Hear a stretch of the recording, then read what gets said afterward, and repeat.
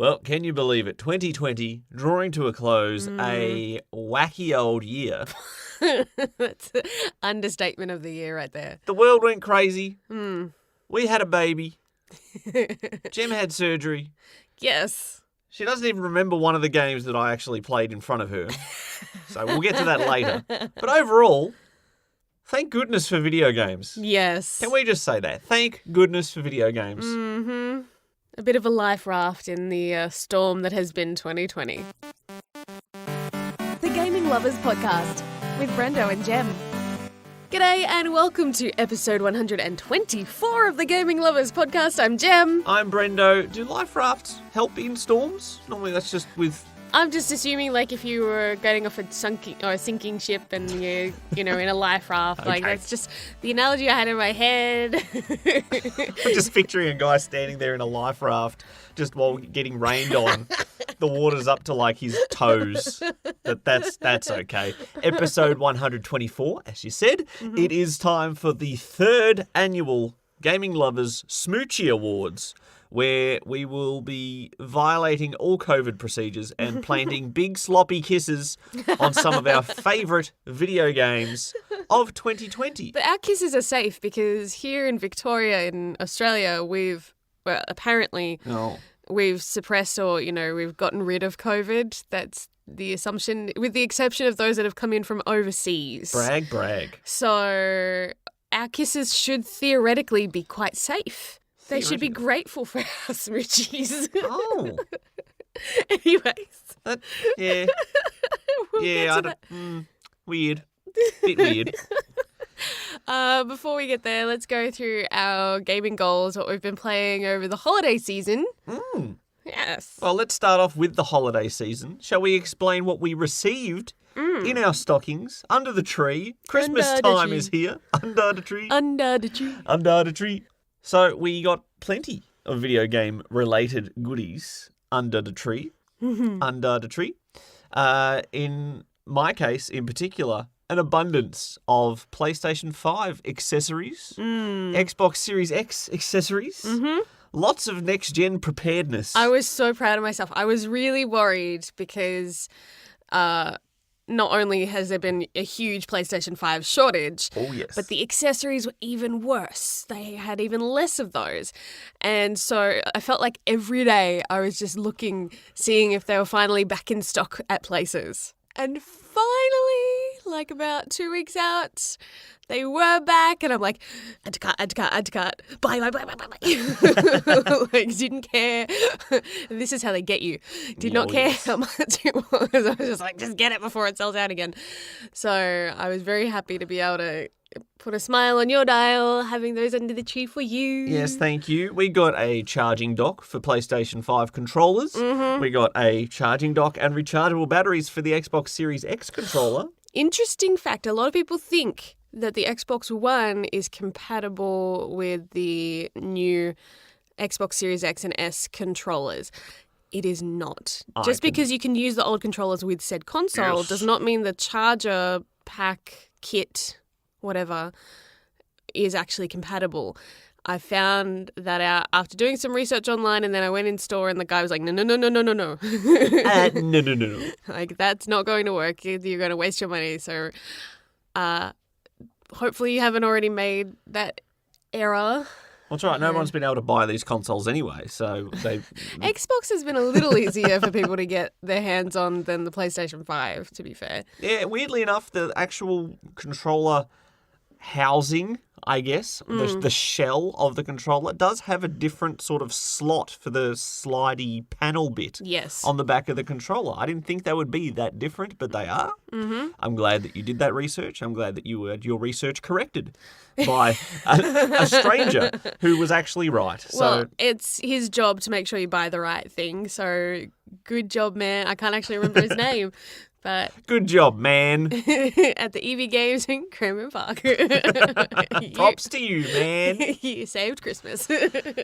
Thankfully, we did also get another PlayStation 5 controller as well, bringing us to a total of 2. Which meant that we could play Overcooked All You Can Eat. Oh, we're getting into gaming goals. I said we're not there yet. Follow the script. Read it. There is no script. This is unscripted. It's raw. It's uncooked.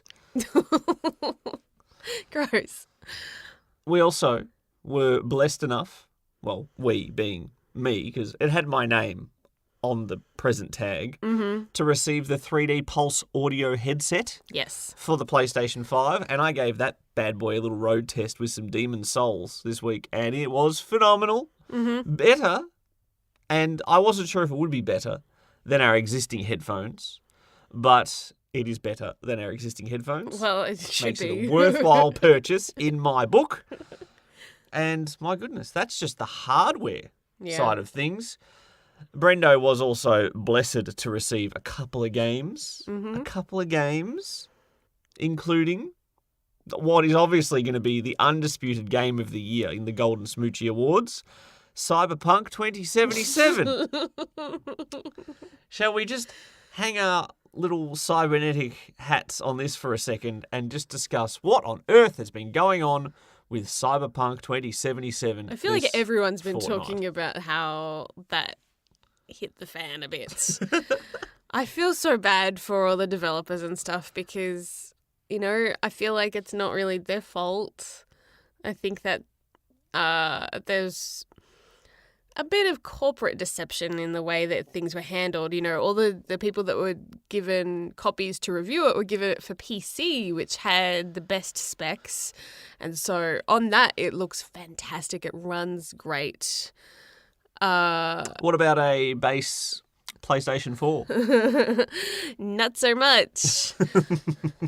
And, you know, then there were rumors flying about patches coming out soon, so don't worry. But then that was turned out to be fake.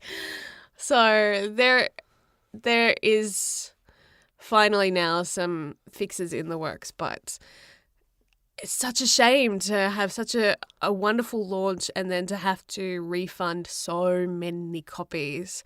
They've still done reasonably well even with reasonably well. 13 million copies sold, just reasonably well, factoring in the refunds as well. Yeah. So that is a staggering number of people that obviously pre-ordered the game or received it for Christmas, and maybe they were unaware of the technical mishaps that game does contain, but they have made very amusing highlight reels on YouTube. Oh my goodness, so many. People riding motorcycles while standing up and their pants vanish for some reason. That's phenomenal.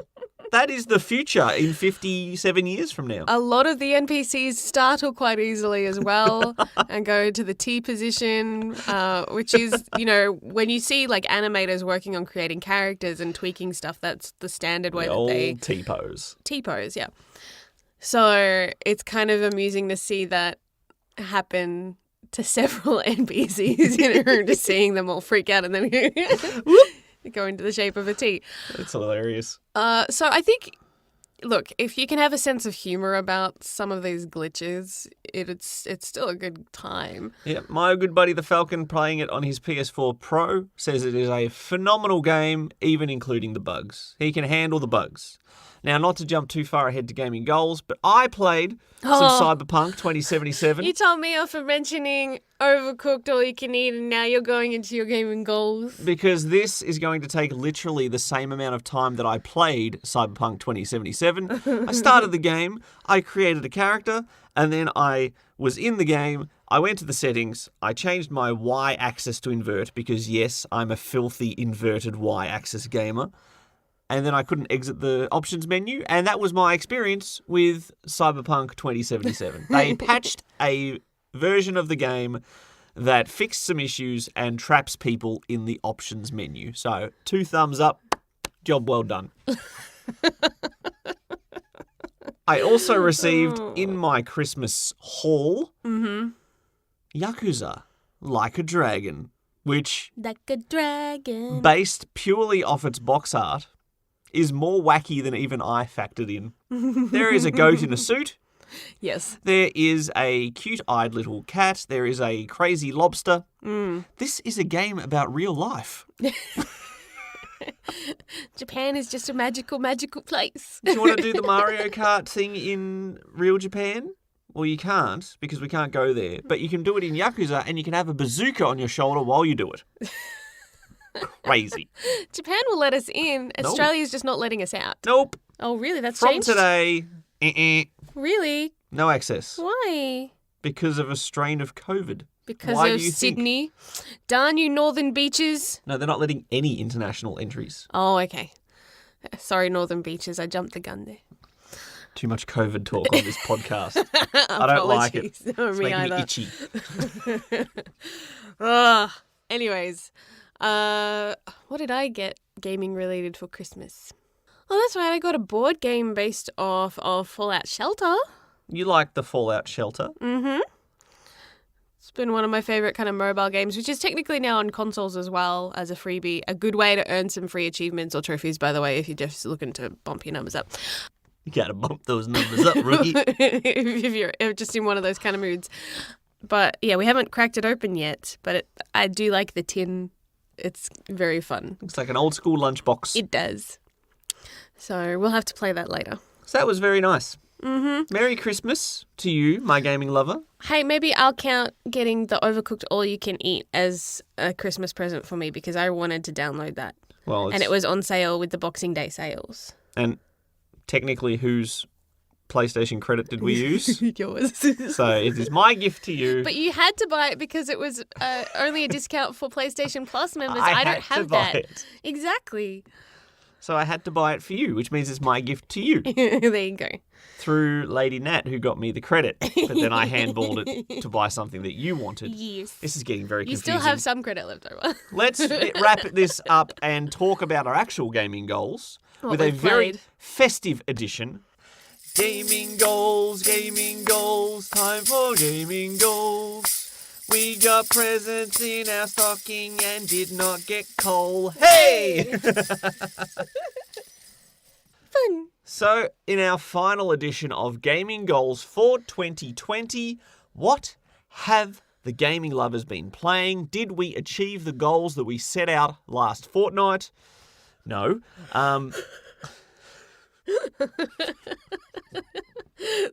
I certainly didn't.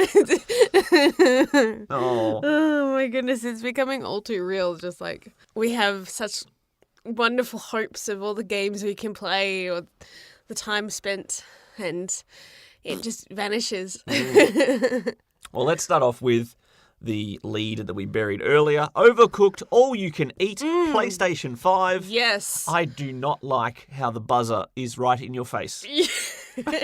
So when you've got the countdown right at the end, the last 30 seconds, you've got a dink, kind of like a countdown clock that plays in the controller. Quite loudly. It's very loud. In your face. And It's- then if you fail an order, Oh my goodness. you get a little buzz, and it's almost it's not quite an electric shock, but it's close. And when you're not expecting it and it goes, "Eh," and your controller gives one of the hardest vibrations I've ever felt very quickly, very Yes. suddenly. A jolt. Just, yeah, exactly. It just feels like a jolt because it just goes combined with it. "Eh." It's punishing you for failing. It scared me. Yeah. I didn't like it. Overcooked All You Can Eat is a remastered, reinvented Overcooked 1, Yes. Overcooked 2, and Overcooked special side dishes. Mm-hmm. All combined, characters have new skins. Yes, lots of new skins. A whole new array of trophies to unlock. And the Swedish chef. And the Swedish chef from the Muppets. So he's free DLC. You have to remember to download him once you've got the game. But yeah, I love some of the trophies that they've added. So if you've yes. played through both the original, it's still worth getting this because there's so many new challenges, some really funny references. And it's nice to see them put slight tweaks on all these original levels and stuff too. So there's moments where it feels fresh. Yeah, it's even just using next-gen lighting to have a pitch black area with the torchlight on your little chef's head. And that may have been in the original Overcooked, but it looks so much better in this version. Yep. And, like you said, the trophies. This type of trophy is like my favourite type of trophy. I like ones where it's like, beat the game on this difficulty in this much time. Cool. It's a challenge. It's nice. It's something to try and achieve. Mm-hmm. I do not like bin 500 items Yeah. because they just become grinds. But I really, really, really like weird ones where you have to do something very specific that you normally probably wouldn't even do, like have a campfire cook-off with 4 bears. Mm-hmm. And let 10 of your tiles in your kitchen catch fire so you get a trophy called This Is Fine, and you can be like the meme with the dog enjoying his coffee. Very fun. Very, very funny. There's a lot of very meta humor trophies. So I think one of the first ones that we popped was because we'd been playing Overcooked 2 so much, and you can throw food to each other in that one. Yep. And we automatically went to throw food, and you can't do that in the first one. And so a trophy pops saying, back in my day. When you attempt to throw a food in Overcooked 1. Mm-hmm. Very, very funny. Yes. Good humour.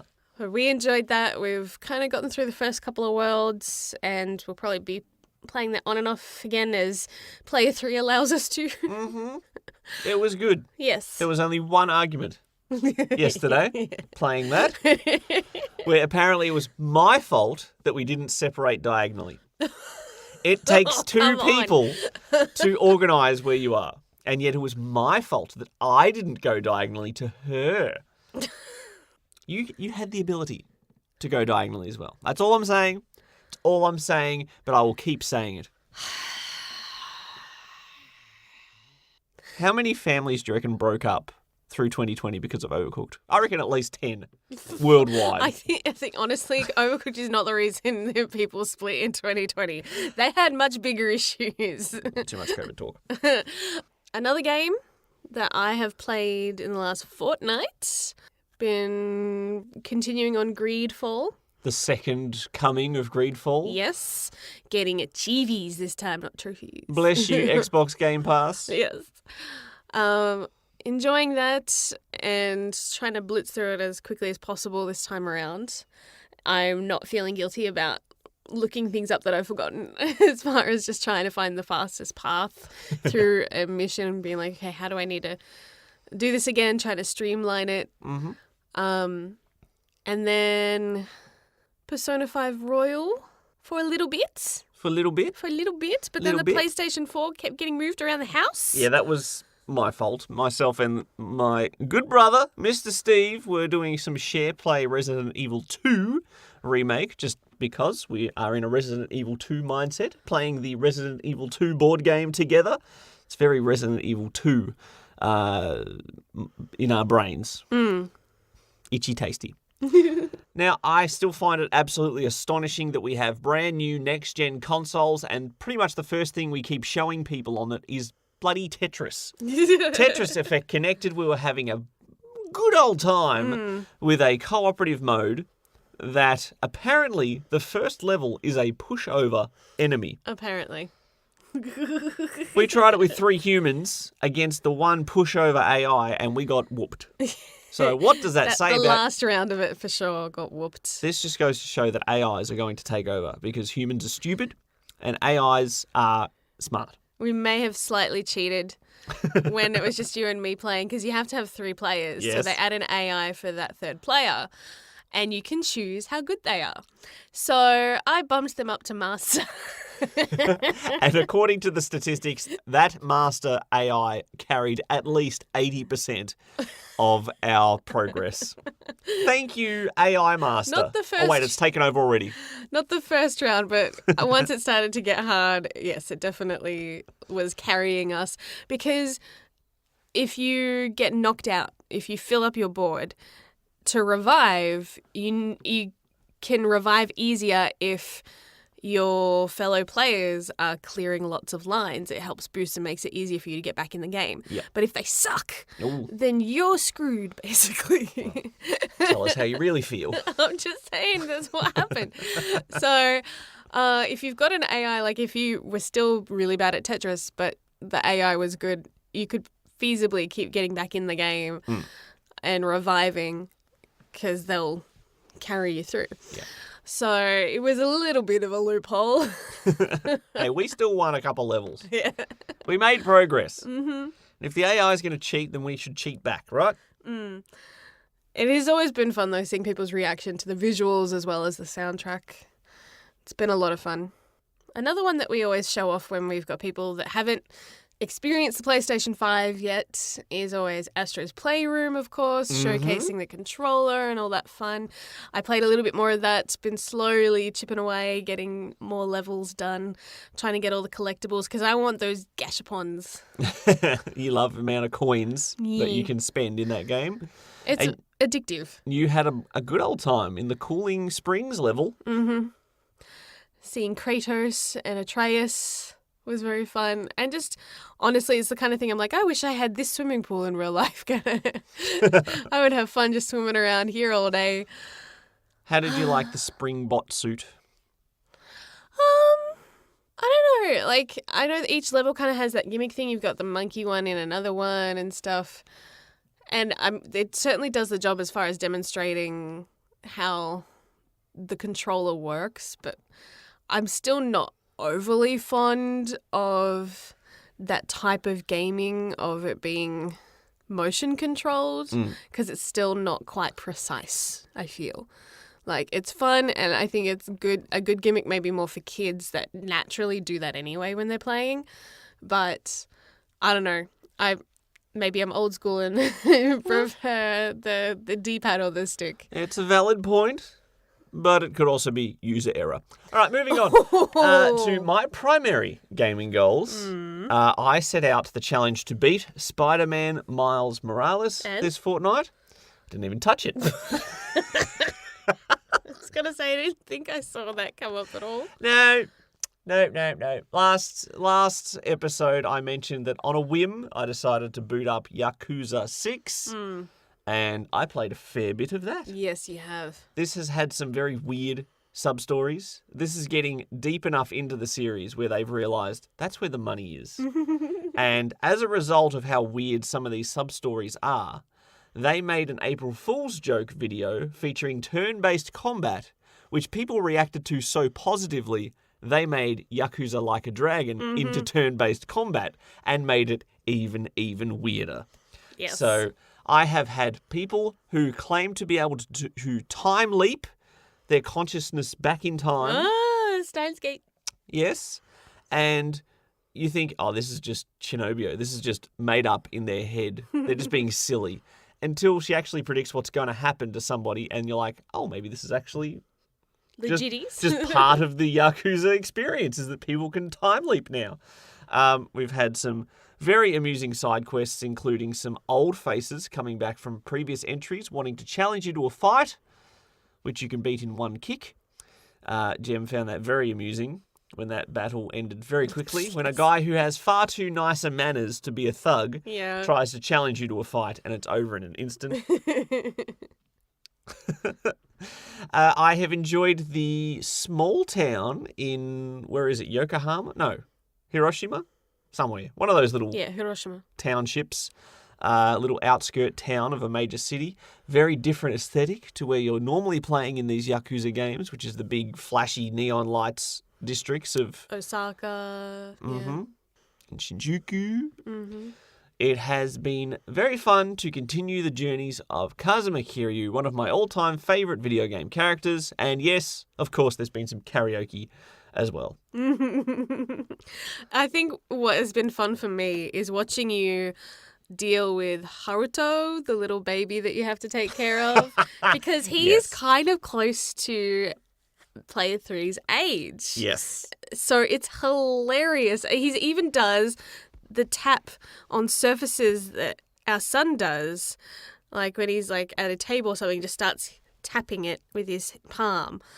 So when I saw that in the game, he goes up to a little kotatsu and starts tapping it. And I'm like, oh my goodness. And it was just such a funny thing, because you were playing Death Stranding not long ago when I was pregnant, and the age of BB was pretty much on par with where we were at with the pregnancy. So that hit home.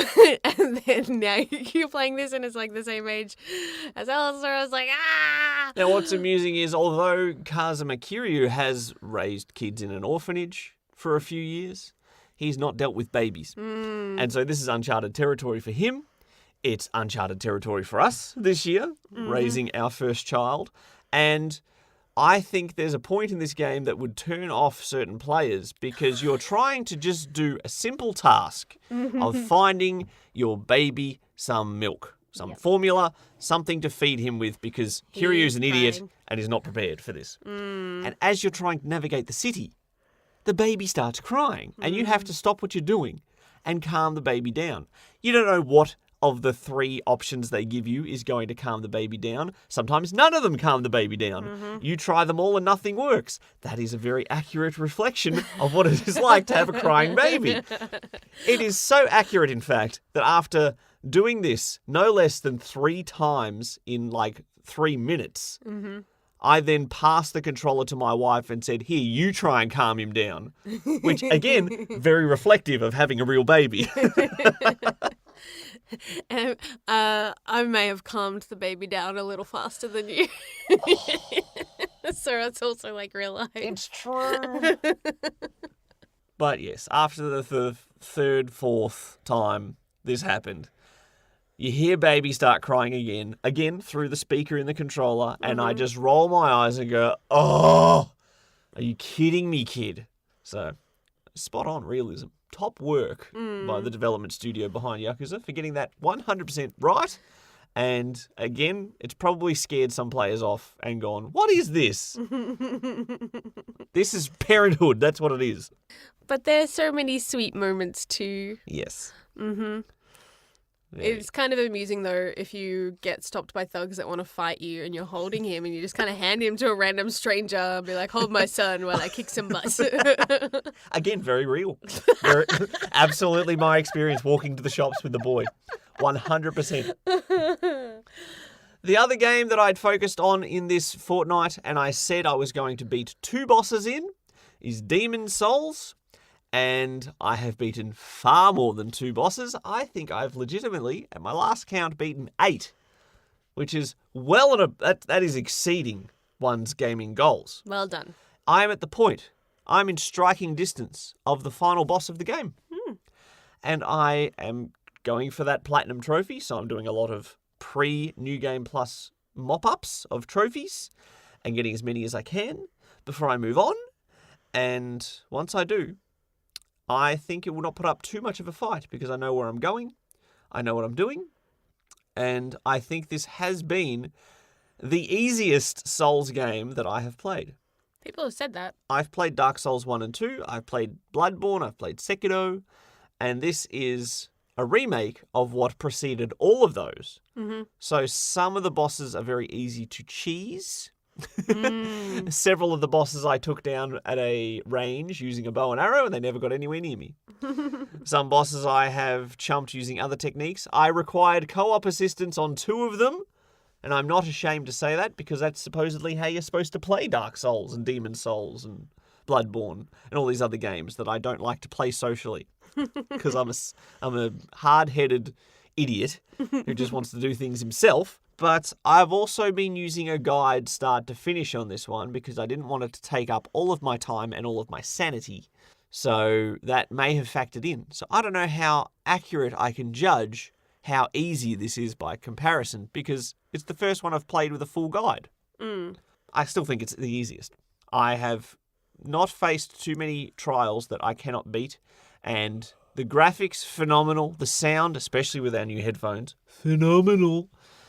And when it comes to the gameplay, the exploration side of things, it's just as good as any other Souls game.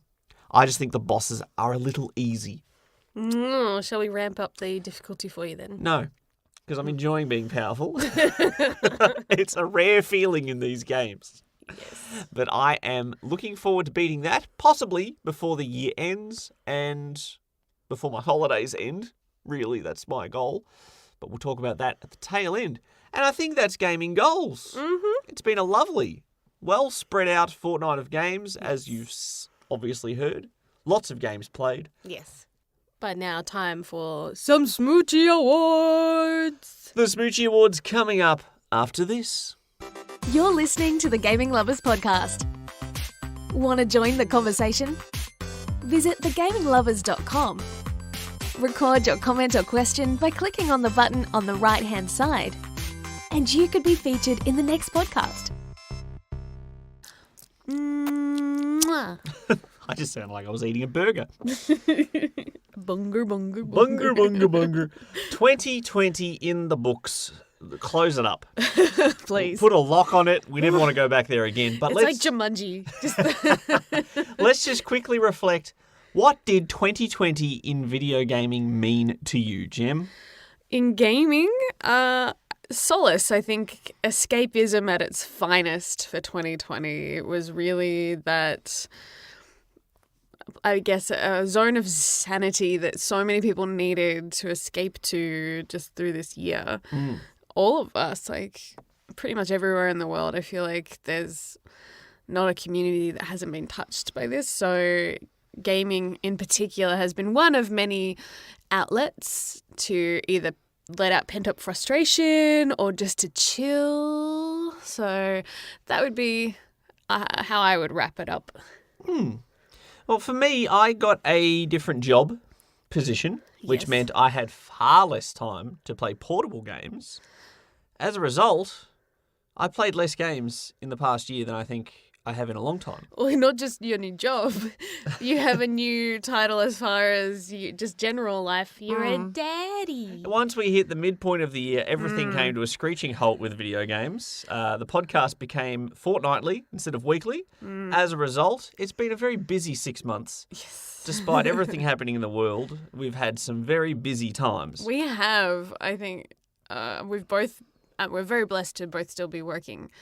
But that coupled with a baby, coupled with a few other extra responsibilities, unexpected ones that kind of got lumped on us too during lockdown, it has been exhausting. But we still have accolades to hand out. Yay! It is time for the 2020, the third annual Smoochie Award winning. Yes. Smoochie, no, that's...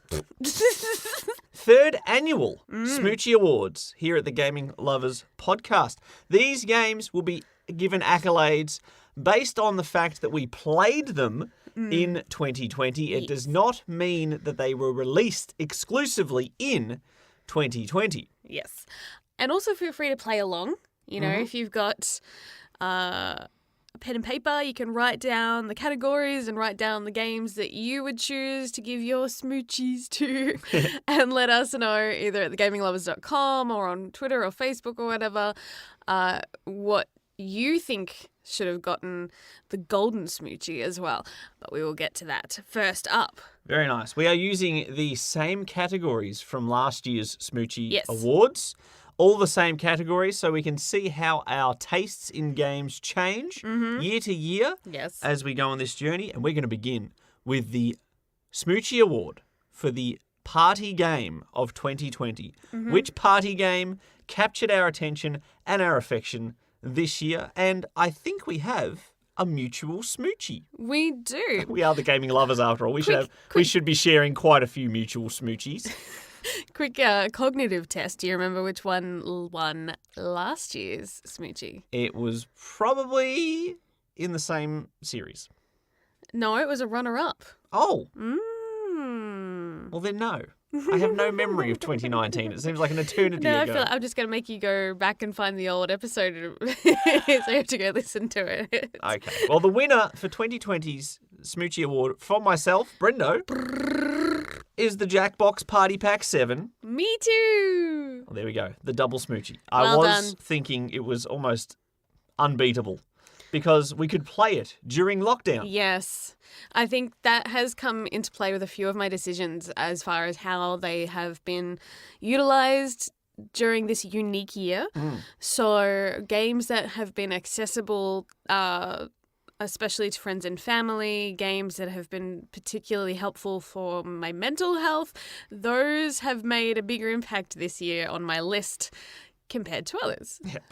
That and there are so many games I started and didn't finish. So anyways, well done, Jackbox.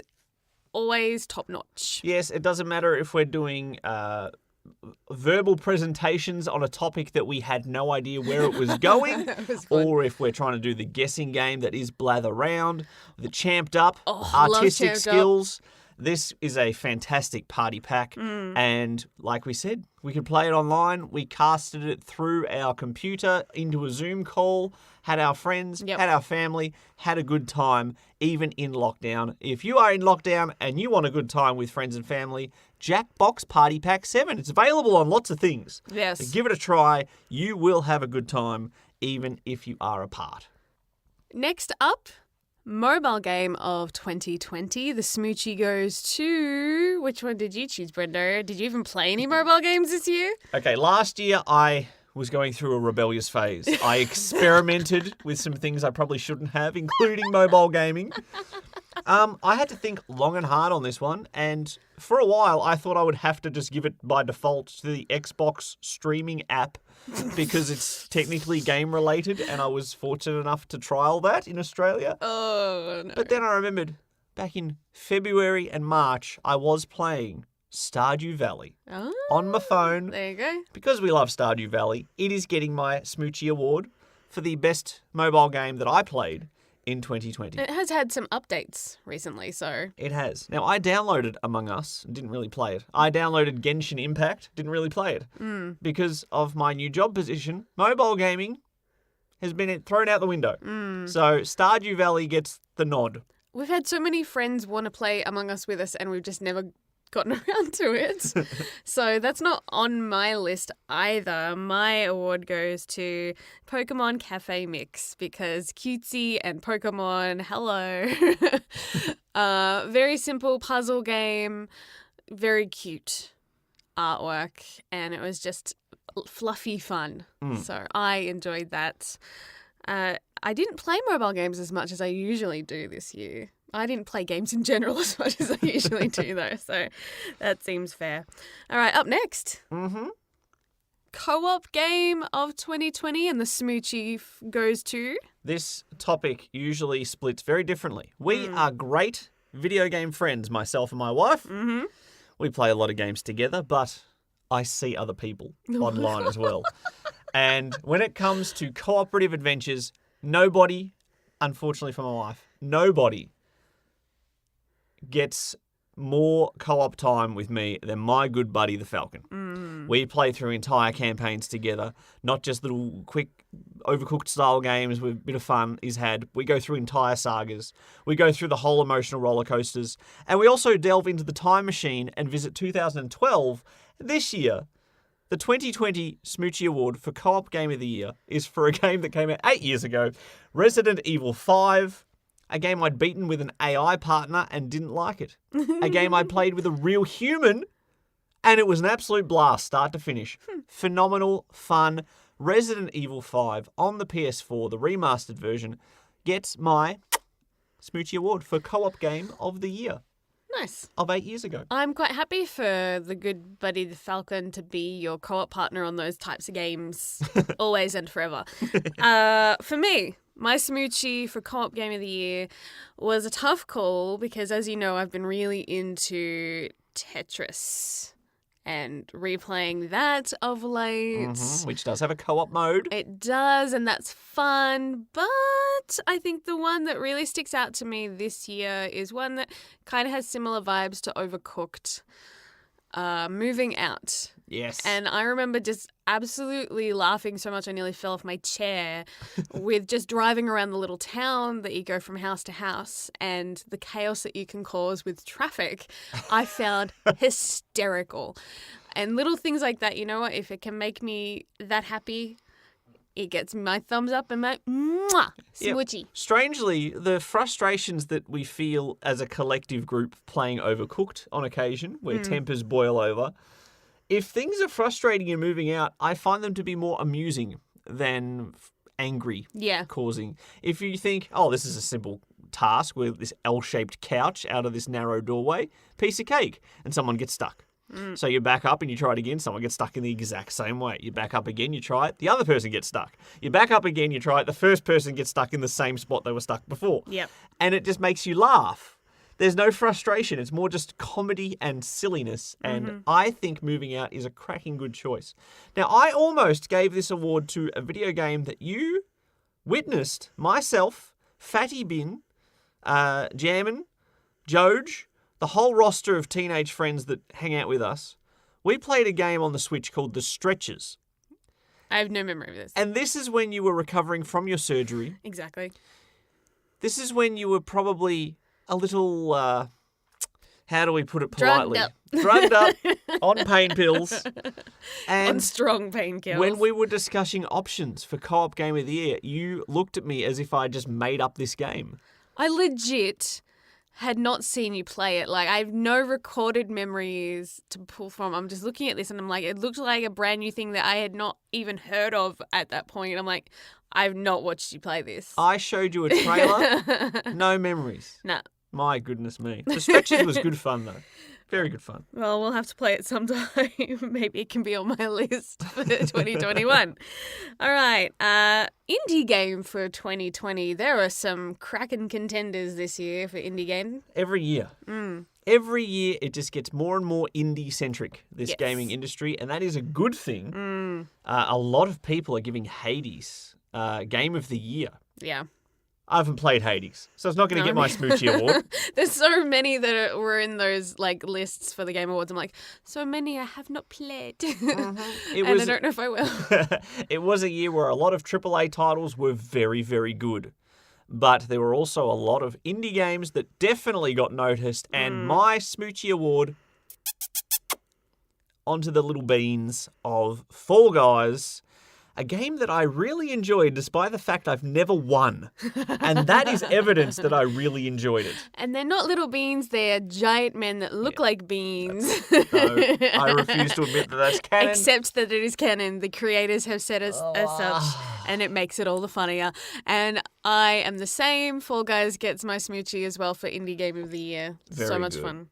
Yeah, people have found a pattern that I usually do not enjoy things that I'm not good at. I enjoyed Fall Guys despite the fact I'm not good at it. I suppose the same could be said then for a lot of the From Software games. It's very, I think a lot of the people that get into that series are very masochistic. No, look, I am so talented at searching YouTube videos on how to cheese bosses without taking damage. You don't need to look up videos anymore for that with the PlayStation 5. You can just pop the thing at the bottom now for the cheats, can't you? Anyways, best performance for 2020 in a video game. My goodness, so many choices. This is a tough one for me to choose every year. And the thing is, there's so many story-based games that I either didn't get quite around to playing or didn't finish. But I did watch you play some stuff, and so I'm going to kind of put a little bit of a... No, you can enjoy a performance even if you didn't play it. I guess that's fair. Because some games you can still watch and enjoy the story, I think, from a backseat gamer point of view. And that would be from The Last of Us, Ashley Johnson, and she's stellar both in The Last of Us, the original, but also in The Last of Us Part 2.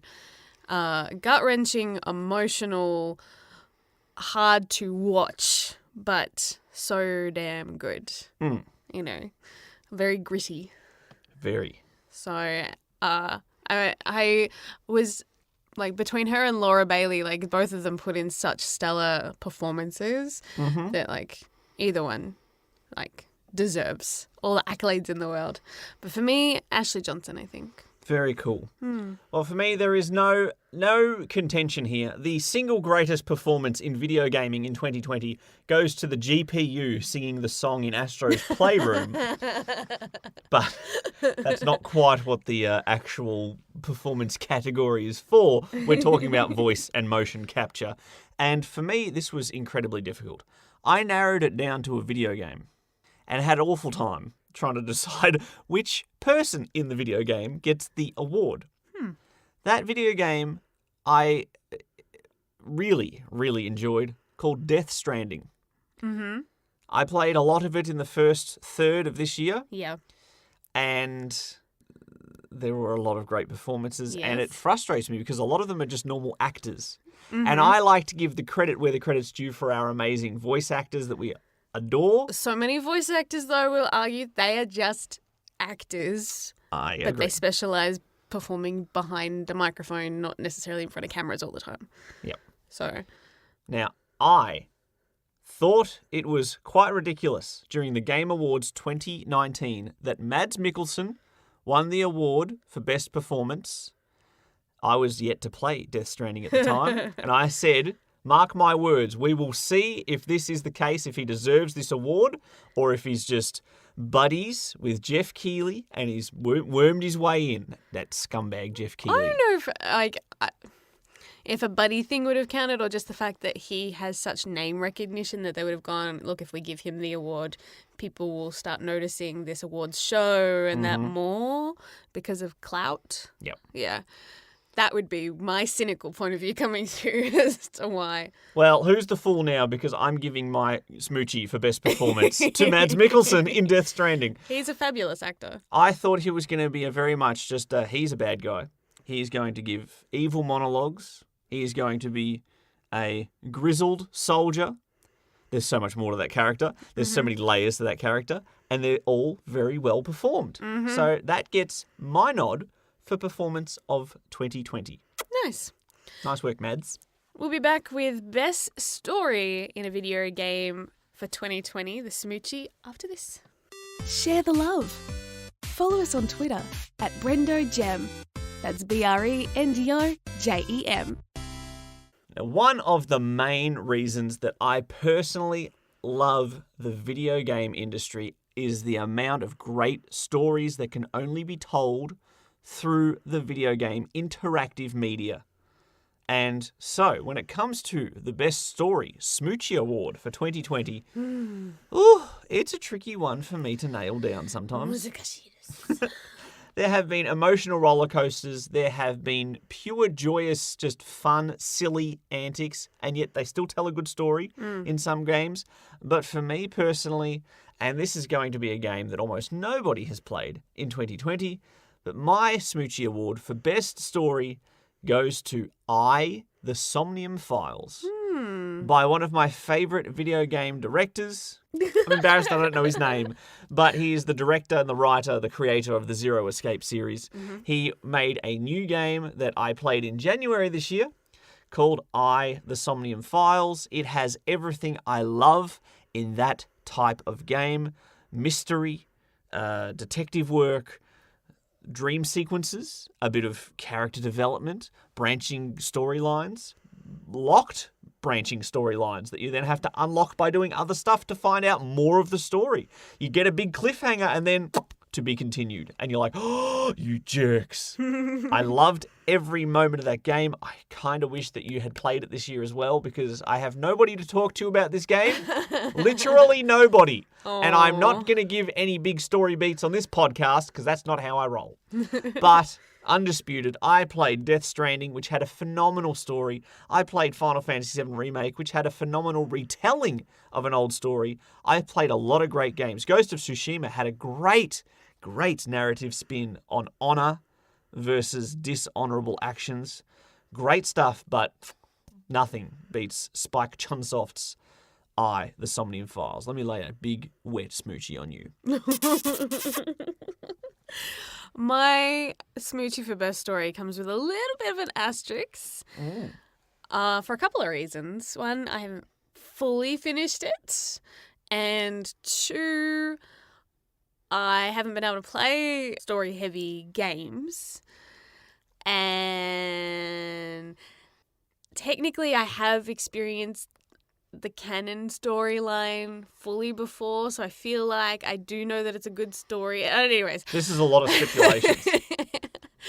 Persona 5 Royal. Mm-hmm. So obviously I already know that I love the main story because I've played the original Persona 5. Yes. But Persona 5 Royal has so much extra amazing toppings, basically, and I want more. And not just side content either. No. The main story is reworked to a little degree. Yes. And you've liked everything that has been changed in it. Yes. Especially the extra stuff with Akechi. I'm like, yes, more of this, please. So I'm still in the process of playing it, and I'm always enjoying my time, and I think it's still a solid story as well as gameplay. And that's where my Smoochie is going, because I really haven't played much else with story. So in a way, it almost wins by default too. Yeah, you've had a very interesting year. Yeah. Because, well, to lay it out honestly and openly, the first half of this year, you either had very low energy because of pregnancy. Yes. And you did not want to enjoy any of your things that you normally enjoy. I just kept falling asleep. Then we had lockdown, which sort of ruined the mood a little bit. And then we had a baby. Yes. And then my work hours changed. And so it's been a wild ride for you, 2020, as far as your ability to just sit down, bunker in, and play some games in a big, long 4, 5, 6 hour stretch. Yes. Which is what you like to do with your story games. Yes. When I really get into something, I want to devour it and spend like all day playing it, kind of almost disgustingly, not moving from the couch unless I have to go to the bathroom. Disgustingly? Yes, you get gross, like a bit sweaty and, lots of food residue, that kind of like, it can get unattractive. I hadn't noticed. Oh. So, I don't know if I'll ever get to play games quite like that ever again. Oh, give it 18 years. When Player 3 moves out, we'll be free again at 60 years old. Let's give a couple of bonus categories that we made up last year for the Smoochie Awards. They were fun to reflect on the year that was. Yes. And we'll start off with the commitment issues Smoochie. Where we love video games. Yes. We love some absolutely great video games. And occasionally we stop playing those games without finishing them. So many on this list for me. Mm-hmm. Oh my goodness, pretty much every single game. Some of the contenders for this award: Bug Snacks, The Outer Worlds. Got partway through that, and then our Game Pass expired. But the award for me, I don't know if it's really an award. Dishonorable mention? Oh, I don't know. it's an award, but it's not one you want. Trails of Cold Steel 3. I'm so sorry. Me too. No. Me too. I was so excited. We've had this game sitting there for ages, and now the fourth one's out, like out of nowhere. Trails of Cold Steel 4 is already here. We're like, what? It was a literal day one purchase for Trails of Cold Steel 3. We played the first two on our Vitas. We loved it. I loved chipping away at a game like that. Getting that platinum trophy on a JRPG of that magnitude shows how much we loved it. Yeah. And then the third one came out, we're like, beautiful. It's on the PS4, but it's fine. We'll still play it. It's fine. Don't worry about it. And you can play remotely if you're close enough on the Vita still. If, like, you were in another room, you could pretend that, that it's on the Vita. I put in about 12 hours into the game and then just stopped. You put in about 3 hours into that game and then just stopped. And neither of us because we were having a bad time. No. We just had other things that took our attention. And there was such a long time frame between Trails of Cold Steel 2 coming out and Trails of Cold Steel 3. We thought we had all the time in the world to get through this game. And like you said, 8 months later, here's Trails of Cold Steel 4. Yep. We're not ready for that, thank you. Can you please give us 3 more years? It's a strange thing to be unprepared for a game in a series. Anyway, there's also one other bonus award to give out before we reveal the Golden Smoochie Award winner for 2020, and that is the Ain't Nobody Got Time for That award. Love that meme. For the game that we intended on playing this year, but didn't. So many times I have said maybe I will start this game and never did. The Witcher 3. The best Western RPG that's ever been made, apparently. Oh, according to everybody else. Well, you can't put in your 2 cents because you haven't played it. Despite your best efforts. Ah, yeah. What about you? Well, there can really only be one winner for me because it's a game that I, again, was waiting a decade for.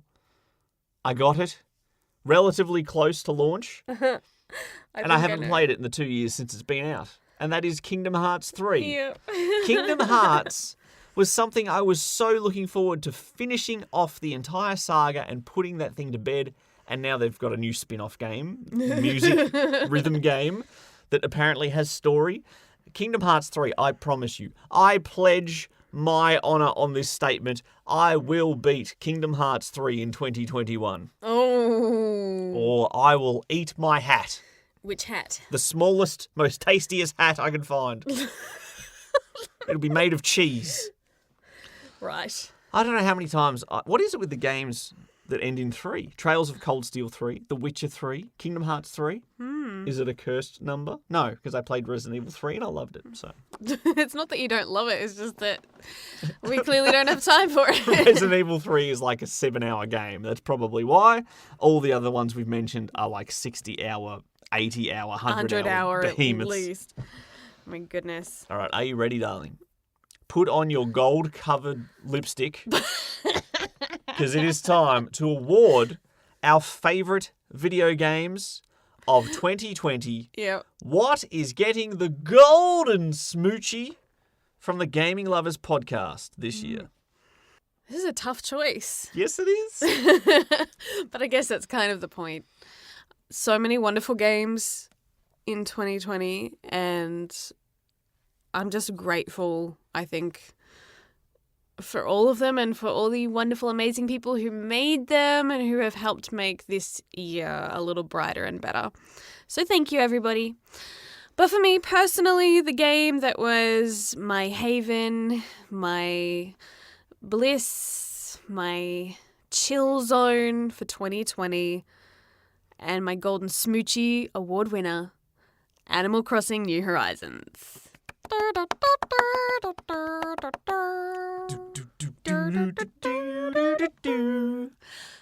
So chill. I loved when they played that music at the Game Awards. It showed up at the perfect time too, didn't it? Oh, yeah. So good. It was kind of funny people making jokes about how, like, it was all a conspiracy to sell more copies of Animal Crossing. Everyone had to be trapped at home just as it launched. But seriously, a game that has been so great in uniting people as well. The option to be able to visit people's islands and stuff and play online and visit friends and strangers alike. People basically bumping into celebrities and seeing their islands and having them visit their islands. I mean, even in a digital setting, that would probably make me a little nervous. Seeing news headlines of Elijah Wood visits somebody's island and is a perfect gentleman. It's like, what is this game? And it was just so cool to see the way people created their islands. You know, people paying homage to different video games or movies and TV shows, recreating towns and the like. And it was just so much fun. So for me, from a community standpoint, from just what the world has needed in 2020, I feel like Animal Crossing New Horizons, there's nothing else that can stack up. Very nice. Congratulations, Animal Crossing. Now, when it comes to me, I played a lot more video games than you did this year. Just a little. This lead chopped and changed in my mind over the past week as I was reflecting on the year of 2020, the video games I enjoyed. Death Stranding, I think, was going to be a contender for this from the get-go, but it is not getting the gold. It may get a bronze or a silver. Astro's Playroom, of all things, I thought was going to make a last-minute charge at this title because I had a cracking good time with that game. Short as it is, start to finish, my enjoyment levels maintained at like a 98% the entire time I played it. Easily one of the best platforming games of the year. Oh, easily one of the best platforming games of all time, I'd have to say. Watch out, Mario. It was fun seeing all the little bits of nostalgia in there. Yes. Some would say it's almost propaganda. You will love the PlayStation or you cannot play our games anymore. That's the rules. But for me, A game that I doubted could ever live up to the hype, and it blew away not only my modest expectations of what it could possibly be, but it became one of the most beloved games of the last entire generation. Final Fantasy VII Remake gets my Golden Smoochie. And I don't care if you think it is ineligible because it is remake. You're wrong. Because I'm giving it to it. Look, I don't care anymore. I tried to die on that hill. Well, I did die on that hill. And I've come back now as a phantom and go, you know what? There are bigger battles to fight. The Final Fantasy VII Remake took nostalgia and enhanced the experience if you have nostalgic feelings for Final Fantasy VII. But it's also a good enough game that if you have no history with it, you walk away with a smile on your face. The scenes that you saw me play, the moments you saw me play, you thought this was a pretty good game. Yeah. You thought the performances were phenomenal. Yes. You thought the absurdity of the Wall Market District was just bonkers and out there, and everything I could possibly hope that section of the game would ever be. Cloud looks damn fine in a dress. That's all I have to say. Secondary. All you just have to say is Cloud looks damn fine. Full stop. Cloud does look damn fine. It's those eyes. It is those eyes. He does have very pretty eyes. I didn't know how they would retell this game and stretch it out to the degree they did, because this is only part of the story. But they made a whole game out of it. Would it work? Well, it did. So there's no point asking that question. I thought Final Fantasy VII Remake was phenomenal, top to bottom. I look forward to replaying it one day, which is not something I really have time for a lot these days. More than ever. I don't have much time to replay old games. So the fact that I want to revisit this proves that it's really embedded in my mind. So top stuff, gameplay, action, style, performances, graphics, sound, music, the works. Final Fantasy VII Remake gets my Golden Smoochie. Such a little one. Well, it was quality, not quantity.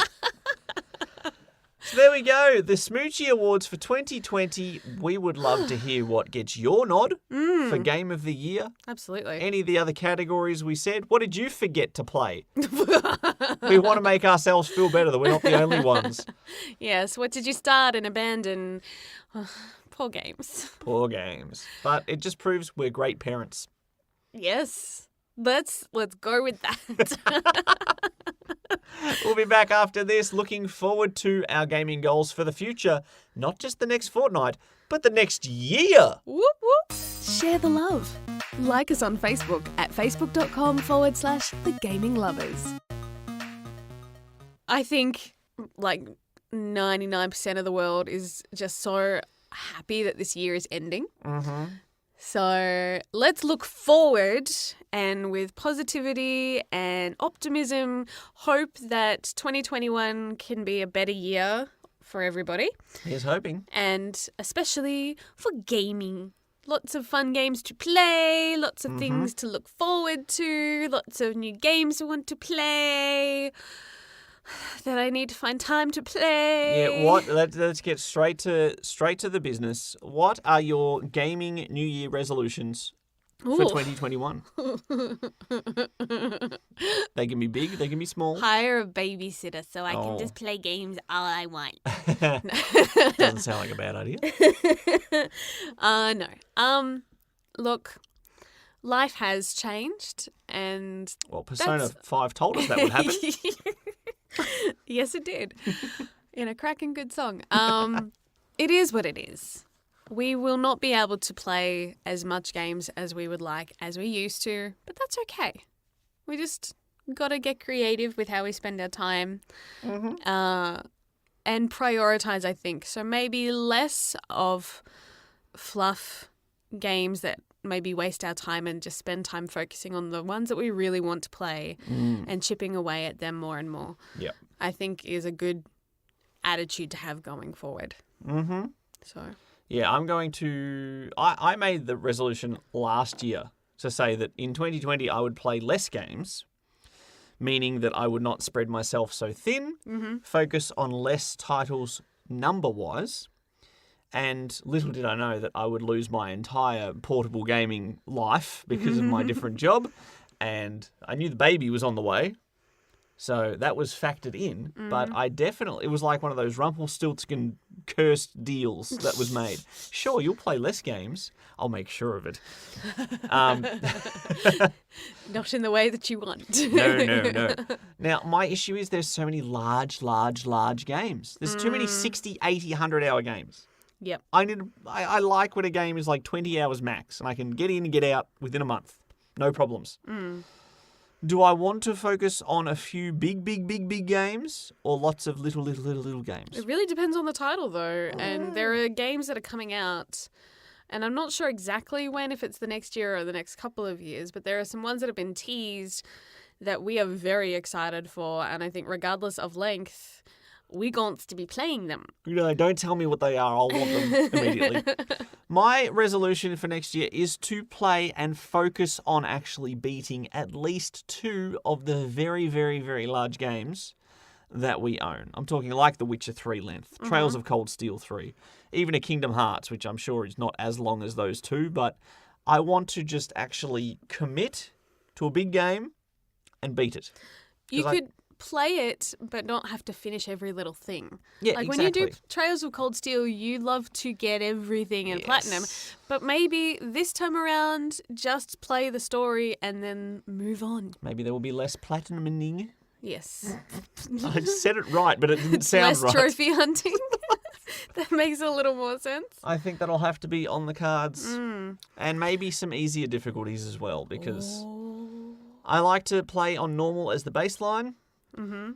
But if I can shave 4 to 5 hours off one of those massive games by simply lowering a difficulty, it's a smart tactic, isn't it? Yeah. Look at me compromising on my standards.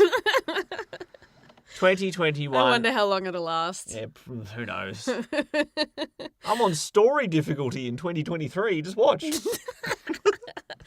Let's take it back down to this next fortnight. What are our gaming goals? What's on the menu right here, right now, Jem? Persona 5 Royal, bit of Greedfall, and in between filler time, Tetris. I'm just going to play 2 Western RPGs and a Japanese RPG and a puzzle game and a visual novel. And These are the games I'm currently playing, so Yes. depending on what I have access to, that greatly impacts what I play. And also how much time I have. You are becoming very shy about setting actual gaming goals. Well, instead yes. of just saying, I'm going to play this and play this and play this. Well, with the Tetris one, it's hard to set goals because I've already kind of finished journey mode, so it's really just free time playing. Yeah. And getting better and better and refining my skills to the point where I dream Tetris and play games in my head. It's probably not a good thing.